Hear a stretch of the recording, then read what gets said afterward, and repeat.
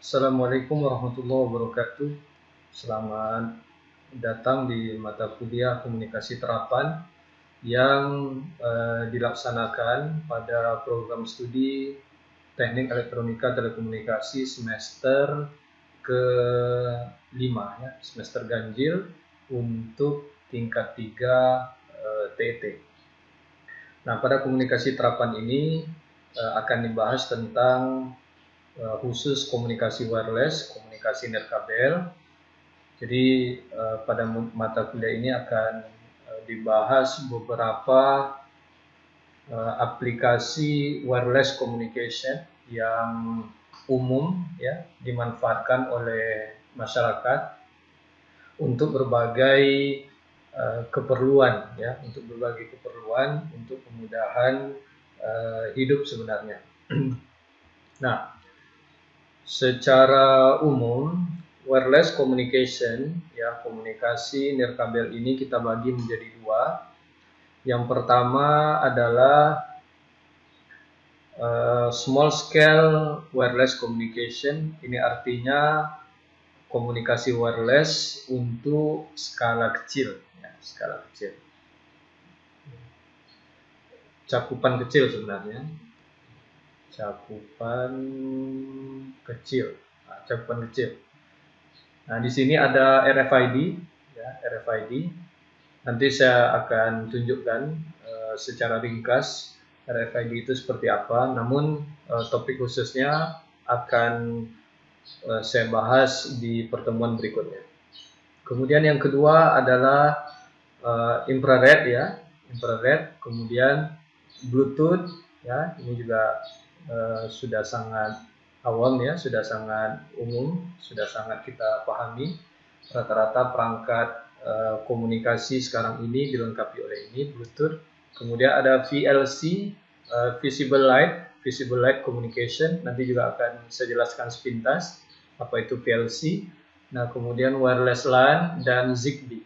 Nah, ini beberapa hal-hal yang terkait dengan small scale wireless communication. Nah, kemudian di pertengahan nanti kita akan ada UTS ya. Nah, UTS di sini. Jadi UTS ke pertemuan awal itu adalah khusus tentang small scale. Nah, kemudian setelah UTS kita akan ke large scale. Ini cakupan luas. Cakupan luas ya. Jadi kalau kita bicara RFID, infrared, ya cakupannya kecil, jaraknya pendek ya. Bluetooth juga seperti itu, wireless LAN juga seperti itu. Nah, kalau untuk jarak jauh atau cakupan luas, nah ini biasanya ini yang umum diterapkan ya, diaplikasikan untuk berbagai kebutuhan. Yang pertama itu adalah FSO, Free Space Optical ini ya, Free Space Optical. Nanti saya juga akan jelaskan sepintas di pertemuan awal ini. Nah, kemudian ada radio trunking. Radio trunking juga mungkin sudah paham ya, ini radio-radio yang digunakan oleh security, kemudian radio yang digunakan oleh oleh taksi, pemadam kebakaran, polisi, itu radio trunking.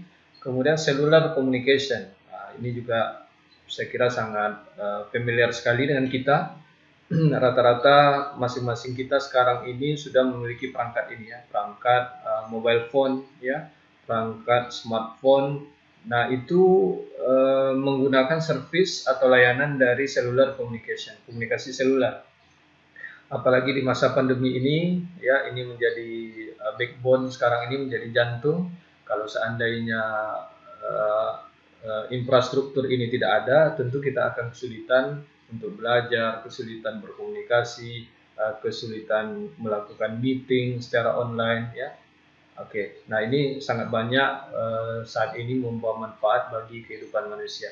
Nah, kemudian ada LoRa. LoRa ini long range radio, ya, long range radio. Ini biasanya nanti saya jelaskan ya. Kalau ada gambarnya lebih enak. Nah, kemudian yang berikutnya adalah radio atau TV broadcast. Ini juga sudah sama-sama kita pahami, ya, sudah sangat akrab. eh, bahwa layanan radio, layanan TV itu ada di sekeliling kita dan bisa kita manfaatkan. Kemudian yang berikutnya adalah satelit ya, satelit dan radar. Nah, kalau satelit ini biasanya untuk komunikasi-komunikasi antar pulau ya, yang tidak terjangkau oleh komunikasi terestrial, yang susah dibangun dengan infrastruktur fiber optik. Nah, biasanya dengan satelit ya. Kemudian radar ini biasanya untuk apa? Untuk deteksi pesawat, itu yang paling umum kita ketahui, tapi sebenarnya ada radar lain, misalkan radar cuaca, gitu ya, radar hujan, itu ada.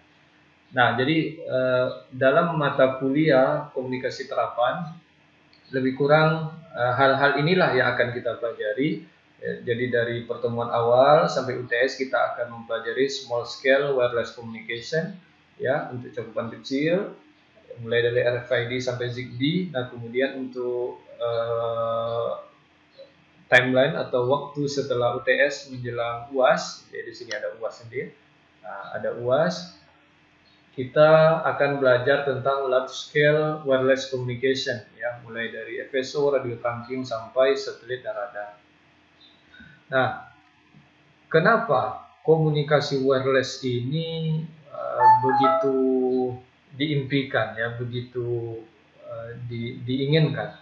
Ya, sebenarnya ini adalah karena ada keterbatasan pada komunikasi wire atau komunikasi kabel, gitu ya. Nah, oleh sebab itu, ya muncullah komunikasi wireless. Ini untuk mengatasi kelemahan-kelemahan yang ada pada komunikasi kabel. Nah, mungkin saya lanjut ke slide berikutnya dulu. Nanti saya balik ke slide sebelumnya. Nah, kenapa kita menggalakkan atau mempelajari wireless communication ini? Ya karena yang pertama, secara biaya, secara cost, maka membangun infrastruktur komunikasi wireless itu jauh lebih murah dibandingkan dengan komunikasi kabel. Ya, komunikasi nirkabel itu jauh lebih murah daripada komunikasi kabel. Nah, yang berikutnya, konfigurasi dinamis. Ya, kalau kita lihat komunikasi kabel, ya misalkan saja LAN, misalnya gitu ya, LAN, Local Area Network, menggunakan kabel jaringan, kabel UTP misalkan.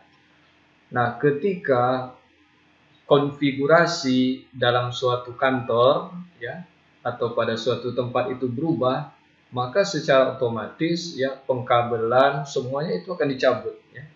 Akan dicabut, infrastruktur semua yang di situ akan diganti ya karena berubah konfigurasi. Nah, sementara kalau wireless ya palingan kita hanya merubah jumlah access point misalnya gitu ya, atau misalkan merubah letak antena atau merubah modem, hanya satu atau dua perangkat yang kita rubah ya tanpa ada mengganggu infrastruktur yang lainnya, ya tanpa mengganggu keindahan misalkan estetika. Jadi kalau komunikasi wireless ini konfigurasi dinamis, konfigurasi mudah, dari sisi estetika pun jauh lebih enak dipandang gitu ya. Jadi kalau ada perubahan-perubahan, maka tidak akan menyebabkan banyak resource yang terlibat, banyak hal yang harus berubah mengikuti perubahan konfigurasi jaringan. Nah, tapi kalau komunikasi kabel itu akan membuat semuanya ya banyak terlibat, ya banyak perubahan. Nah, kemudian yang berikutnya adalah fleksibel. Ya. Kalau komunikasi kabel, ya kalau handsetnya pada titik A misalkan, ya kita hanya bisa standby untuk berkomunikasi di titik A tersebut. Tapi kalau komunikasi wireless, handheldnya atau handsetnya bisa kita bawa kemana-mana gitu ya, entah di taman, entah di rumah, entah di teras, ya, atau di pasar misalnya gitu. Nah, bisa kita bawa kemana-mana. Jadi dari segi pergerakan dia lebih fleksibel ya. Nah, fleksibel ini juga tidak hanya dari sisi gerakan, tapi dari kapasitas ya. Kapasitas pun jauh lebih fleksibel ya. Jadi kalau misalkan upgrade kapasitas ya kita tinggal hanya ganti MUX, hanya ganti modem, nah maka nanti kapasitasnya bisa menjadi lebih tinggi. Nah, kemudian mudah menyesuaikan dengan kebutuhan ya. Jadi kalau kebutuhan misalkan untuk bit rate yang lebih besar, ya ini kecepatan besar, maka ya tinggal mengganti satu atau dua perangkat dibandingkan dengan kabel ya yang banyak hal yang harus kita rubah. Nah, saya kembali ke slide sebelumnya. Nah, dalam komunikasi wireless ini ya tentu ada beberapa impian ya. Ada beberapa impian untuk menjamin reliability-nya, untuk menjamin kestabilan komunikasi ini. Yang pertama itu ya mobilitasnya harus terjamin ya. Ini harus bagus. Jadi nanti ada beberapa hal mungkin dilakukan sehingga mobilitasnya bagus. Nah, kemudian kapasitasnya tinggi, kapasitasnya besar. Ya, karena semakin hari ya format data itu berubah terus ya, sehingga mengakibatkan kapasitas jaringan itu harus menyesuaikan dengan kapasitas data atau informasi yang hendak kita kirim. Nah, kemudian layanan yang beragam. Kalau dulu mungkin hanya pesan ya atau hanya suara, nah sekarang ada video, multimedia, ya conference segala macam. Nah, itu ya perlu diakomodir untuk variasi dari layanan ya, atau service variation ya, services variation. Nah, kemudian aman ya atau secure. Jadi ketika kita mengirim ya maklumlah kita mengirim ke free space, ke udara bebas. Jadi sebenarnya kapanpun itu bisa di-tapping ya, di-tapping oleh pihak-pihak yang tidak bertanggung jawab. Nah, oleh sebab itu perlu komunikasi wireless yang aman. Jadi untuk keamanan ini, untuk security ini ada topik khusus nantinya. Ya biasanya ini ke arah pengkodean ya, sehingga sinyal yang kita kirimkan itu tidak mudah disadap atau tidak mudah diolah oleh pihak-pihak yang bertanggung jawab sehingga informasi itu menjadi mereka peroleh. Nah, itu sangat tidak diharapkan yang seperti itu. Oleh sebab itu maka wireless communication ini juga harus secure, harus aman. Kemudian kinerja atau QoS yang baik. Ya kita harapkan komunikasi ini ya tidak putus-putus ya, tidak intermittent, sebentar ada, sebentar tidak, sebentar bagus, sebentar low ya, sebentar high rate, sebentar low rate. Nah, tidak itu yang kita inginkan. Dia perlu ada parameter quality of service-nya, kinerjanya yang bagus ya, yang baik sehingga nanti membuat kita atau pengguna menjadi nyaman. Nah, kemudian fleksibel terhadap perubahan. Ya, kalau ada perubahan ya, perubahan teknologi, perubahan kapasitas data, perubahan jenis informasi, maka diharapkan komunikasi wireless ini itu cepat menyesuaikan. Jadi ini adalah hal-hal yang menjadi impian untuk wireless communication. Nah, tentu ketika ada impian, maka untuk mencapai impian itu ya pasti ada tantangan ya. Jarang impian itu yang, apalagi impiannya besar, yang bisa diraih dengan jalan yang mulus saja. Biasanya ada tantangan-tantangan ya, ada hambatan-hambatan yang mesti kita selesaikan, yang mesti ada solusinya sehingga effort untuk mencapai impian tersebut bisa menjadi lebih kecil.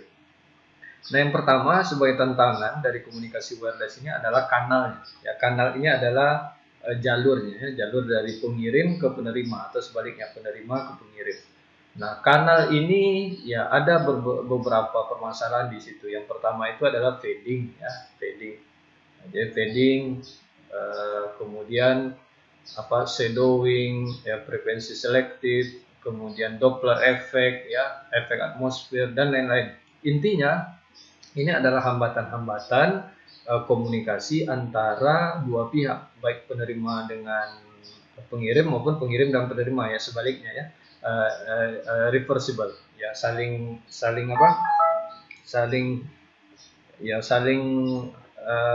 membutuhkan dalam hal ini untuk keamanan atau untuk kenyamanan kanal ini. Ibaratnya kalau kita bawa mobil gitu dari satu tempat ke tujuan, maka di jalanan itu ya tidak selamanya jalanannya mulus, tapi ada kalanya ada paku di situ ya, ada jalan berlubang. Nah, itu ya seperti itulah tantangan-tantangan di kanal gitu ya. Kalau di komunikasi itu namanya fading, shadowing, Doppler effect, efek atmosfer, dan lain-lainnya. Kemudian yang berikutnya tantangannya ya bagaimana perangkat handheld wireless communication ini ya sekecil dan seringan mungkin ya. Kecil, ringan, murah ya. Kemudian low power artinya tidak perlu ngecas-ngecas. Ya soalnya apa? Karena kita biasanya membawa perangkat ini kan mobile ya kemana-mana. Ya, kalau perangkatnya besar, perangkatnya berat, tentu kita tidak nyaman untuk membawanya kemana-mana ya. Tentu kita akan capek kalau dia itu berat. Nah, kemudian kalau dia itu mahal, ya tentu tidak semua orang bisa menikmati. Nah, diharapkan ini murah ya. Ini dari sisi device yang perangkatnya. Kemudian dari sisi spektrum ya. Nah, spektrum ini ya ini izin frekuensi ya. Nah, perlu ditata ya. Tidak sekehendak hati memanfaatkan frekuensi ini ya, atau spektrum frekuensi ini. Ini adalah resource yang sangat mahal ya, resource non apa istilahnya,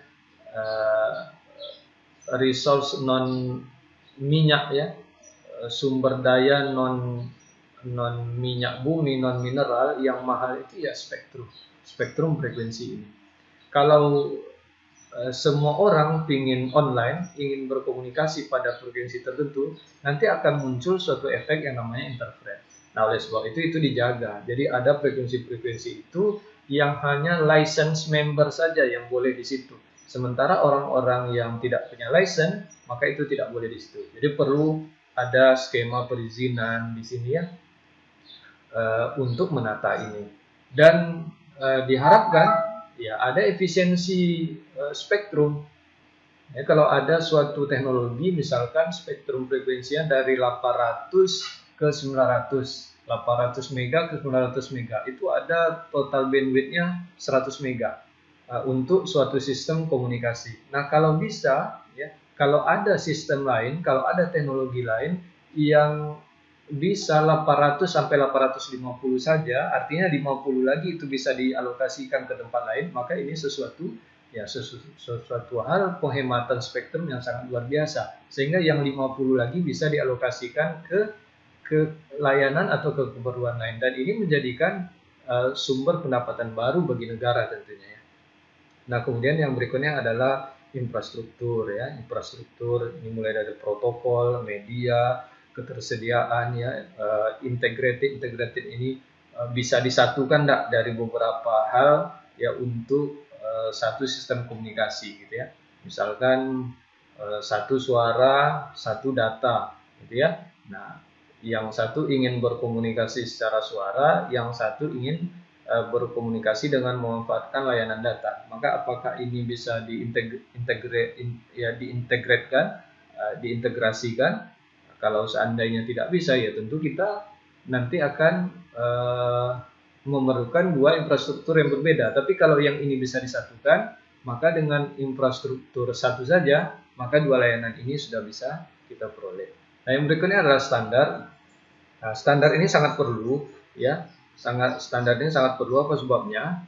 Karena kalau tanpa standar, maka akan banyak sekali perangkat-perangkat wireless communication gitu ya. Dan ketika ya ini contoh kalau tidak ada standar, ketika Indonesia membuat perangkat telepon seluler misalkan mobile phone, ya maka kalau tidak ada international standar yang mengatur, itu hanya akan berlaku di Indonesia saja. Ketika kita bawa HP kita itu ke negeri lain, ke Singapura misalkan, ke Malaysia, maka tentu ya kita menggunakan standar yang di sana, dan standar di Indonesia sudah pasti tidak pas dengan yang di situ karena mungkin mereka punya pertimbangan yang berbeda. Oleh sebab itu ada international standar ya. Nah, ini contoh ITU ya, ada FCC, ada ETSI ya, yang mengatur ya agar supaya komputer di Indonesia itu bisa dipakai di luar, handphone di Indonesia itu juga bisa dipakai di luar. Ya, USB atau ya USB storage ya. Kalau kita beli USB storage di Malaysia, ya bisa kita colokkan, bisa kita manfaatkan di laptop kita. Nah, kalau kita beli kabel data atau kabel HDMI di Arab Saudi, nah itu bisa kita pakai di laptop kita. Nah, itu artinya apa? Ada standar yang membuat semuanya itu bisa saling kompatibel ya. Ini beberapa tantangan untuk wireless communication ini. Nah, saya di pertemuan awal ini mungkin hanya menjelaskan sekilas tentang jenis-jenis yang sudah saya sampaikan di awal slide tadi, baik itu jenis small scale maupun large scale. Yang pertama adalah tentang RFID. RFID mungkin kalau Anda pergi ke hotel ya, untuk membuka pintu hotel, maka ada card biasa yang diberikan ya. Nah, ini adalah contoh pemanfaatan RFID.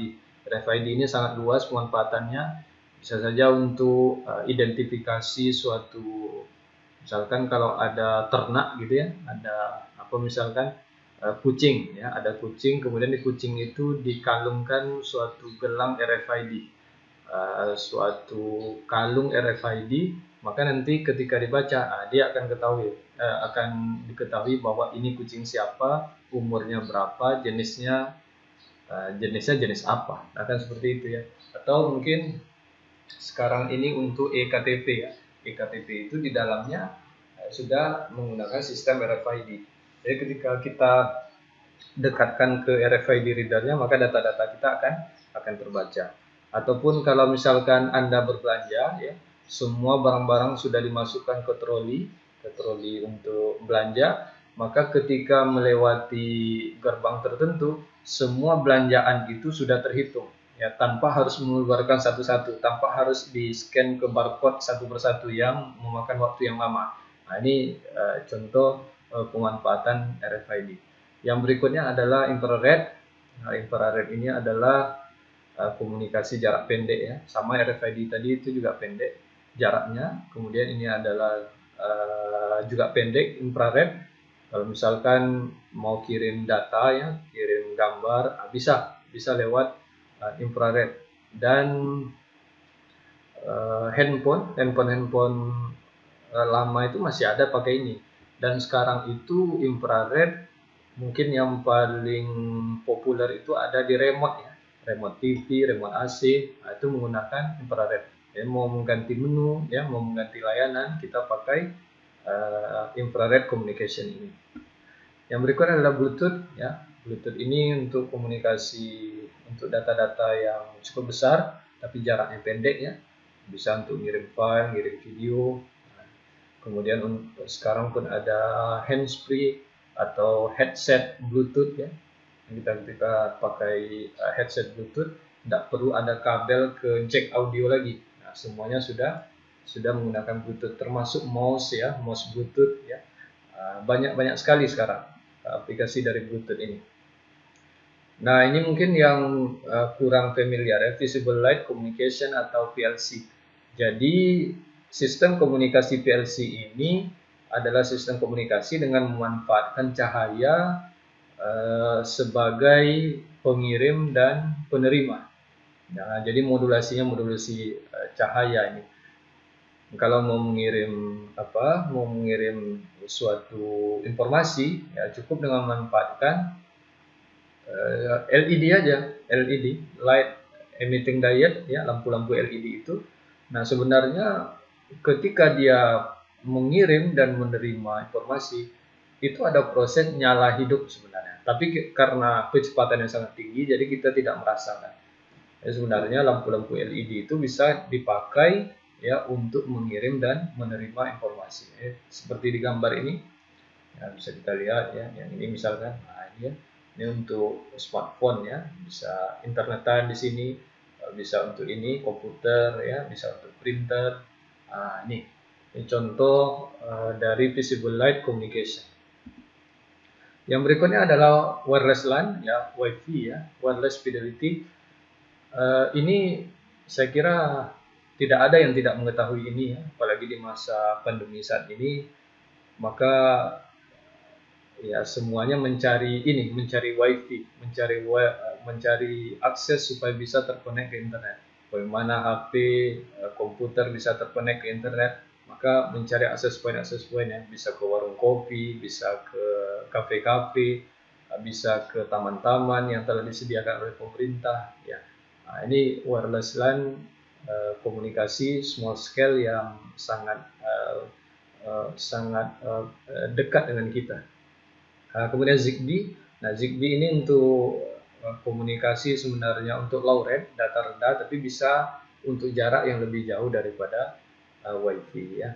Daripada Wi-Fi ini bisa digunakan Zigbee. Nah, kemudian untuk yang large scale kita mulai dari Free Space Optical Communication (FSO) yang kalau kita lihat di gambar ya, itu antara aircraft dan antara pesawat ya dengan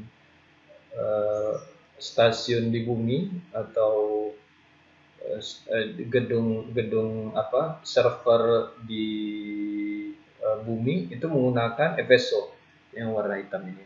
Nah, ini dia mancarkan laser ke sini, mancarkan laser biasanya, komunikasinya laser. Free space optical ya, optik free space. Ya, kalau fiber optik itu laser yang dilewatkan di fiber. Kalau ini free space itu laser yang dilewatkan di udara ya, di udara, di free space. Nah, kemudian antar kapal laut dengan aircraft, antar satelit dengan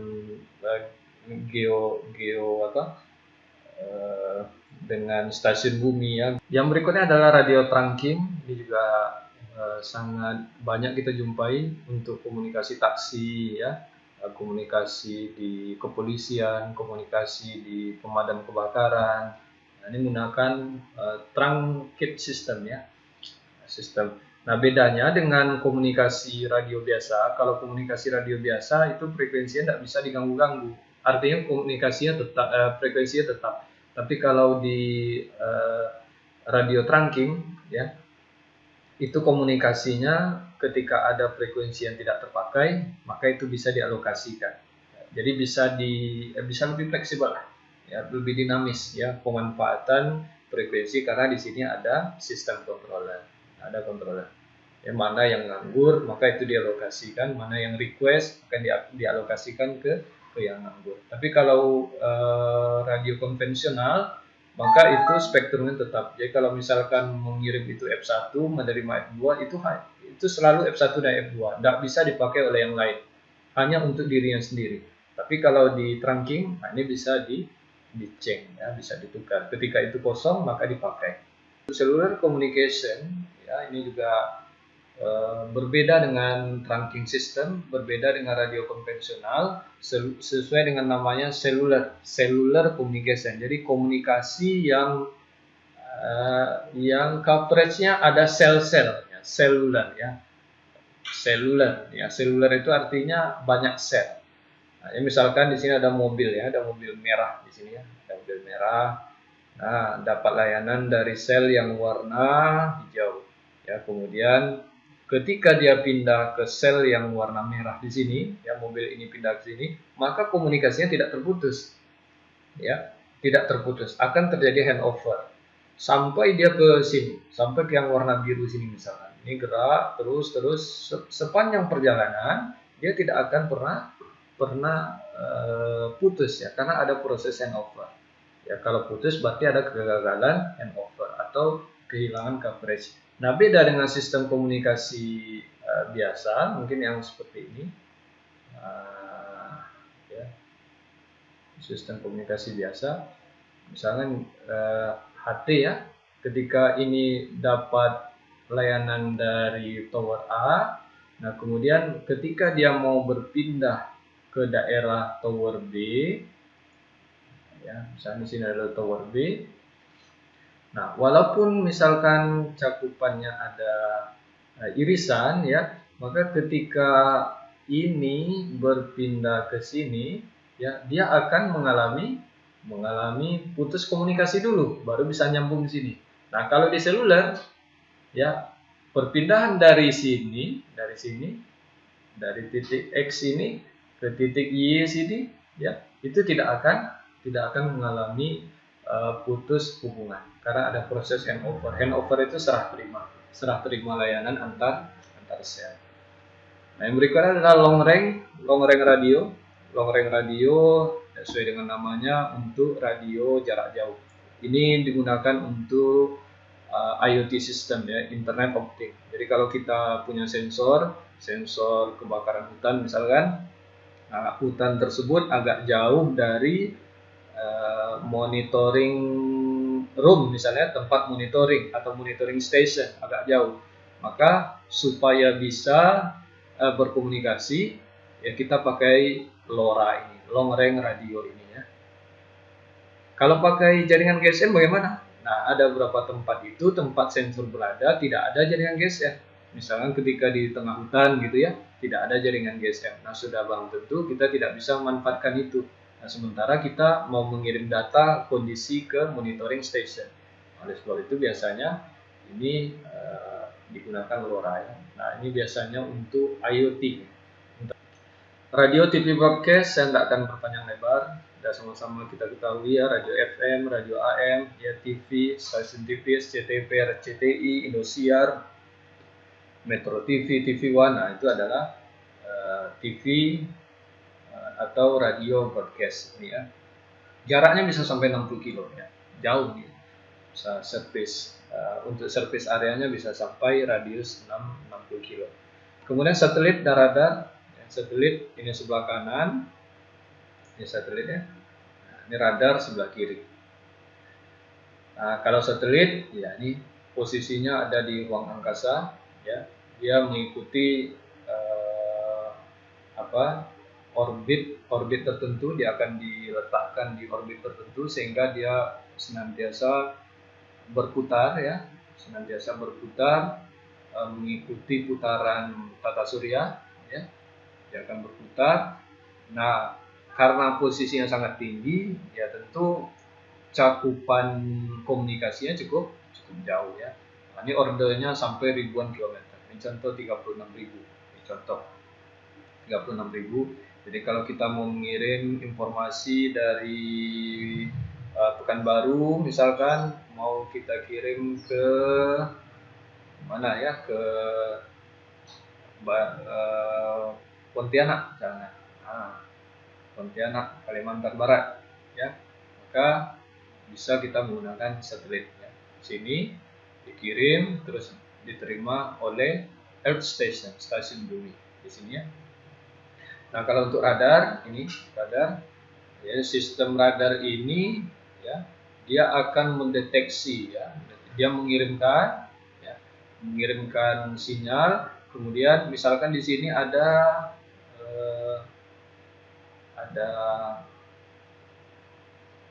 pesawat ya misalkan. Oke, ada pesawat di sini. Nah, ketika dia sampai di sini, maka akan terjadi pantulan di sini. Nah, kalau terjadi pantulan, berarti dia mendeteksi adanya benda asing gitu. Nah, ketika ada benda asing, ya, maka akan dikirimkan ke stasiun pemprosesing sinyal ini, dan dia akan mengetahui, oh ternyata ada objek, ya, ada objek pada jarak sekian dari kita, gitu ya, dari stasiun. Kalau radar hujan tidak seperti itu. Ketika ini ditembakkan, kemudian ternyata di sini ada hujan, ya, ada hujan yang turun di sini, nah, maka sinyal dari sini, dia akan menabrak hujan dan akan terjadi pantulan. Maka dia akan mengukur, oh ternyata hujan pada jarak 2 kilo dari sini, gitu. Nah, ini contoh. Kira hanya itu untuk pertemuan pertama. Terima kasih atas perhatian. Assalamualaikum warahmatullahi wabarakatuh.